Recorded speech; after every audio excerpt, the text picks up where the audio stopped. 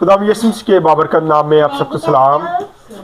जैसा कि आप जानते हैं कि आज भाई रफ़ीक के घर में कैरल आई है और अभी थोड़ी देर पहले हमने बाहर से हमदो सुना करते हुए इनके घर में आए और बड़ी खूबसूरती से इन्होंने फूलों के साथ कैरल का जो इस्तकबाल किया।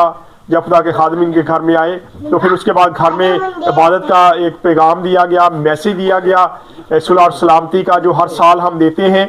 और अभी आपके सामने खुदा यीशु मसीह की बर्थडे का केक जो आ चुका है, पहले हम केक काटेंगे और उसके बाद इनसे बात भी करेंगे कि आज इनके घर में कैरल आई और ये क्या मैसेज आपको देना चाहते हैं। जो चैनल देखने वाले लोग हैं इनके लिए क्या मैसेज है इनके पास। हाँ जी, पहले केक काटते हैं। चलो गा दो। Happy birthday to you. Happy birthday to you.